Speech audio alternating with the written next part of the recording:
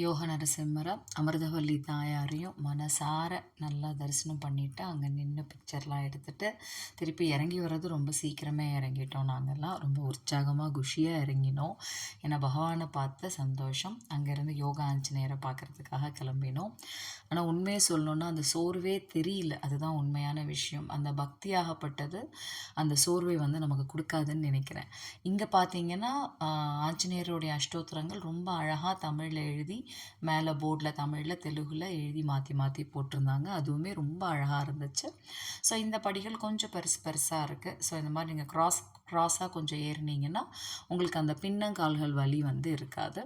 So இதை நோக்கி நாங்கள் நடக்க ஆரம்பித்தோம். இதில் பார்த்தீங்கன்னா ஒரு 405 படிகள் இருந்தது. ரொம்ப ரம்மியமாக இருந்தது. போகிற இடம் அந்த சைடில் அந்த மலையெல்லாம் பார்க்குறதுக்கு பாருங்கள். அங்கே ஒரு கல்யாணி, அந்த கல்யாணி கிட்ட இருந்து நீங்கள் அந்த தண்ணியை புரோக்ஷனம் பண்ணிட்டா ரொம்ப விசேஷம். இங்கேருந்து பார்த்தீங்கன்னா நரசிம்மருடைய அந்த மலை தெரியறது. ஸோ அங்கேயும் தரிசனம்லாம் முடிச்சுட்டு அங்கேயே நல்லா நாங்கள் பிரசாதம்லாம் சாப்பிட்டு வெளியில் ரொம்ப அந்த இயற்கை சூழலில் அழகான பிக்சர்ஸ்லாம் எடுத்தோம் ஃப்ரெண்ட்ஸ் எல்லாம் சேர்ந்து.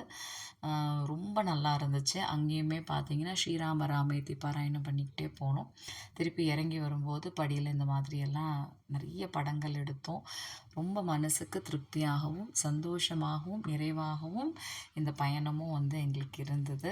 கடவுள் எங்களுக்கு உறுதுணையாக இருந்து எங்களை மேலே கூட்டிகிட்டு போய் பார்த்தார். வரும்பொழுது ரத்னகிரியிலையும் இந்த மாதிரி அழகான ஒரு பிக்சர் எடுத்தோம். முருகருடைய அருள்னால சாய் சங்கீத்தில் திருப்பி இந்த குட்டி விநாயகரை கும்பிட்டு எங்கள் ட்ரிப்பை முடித்தோம்.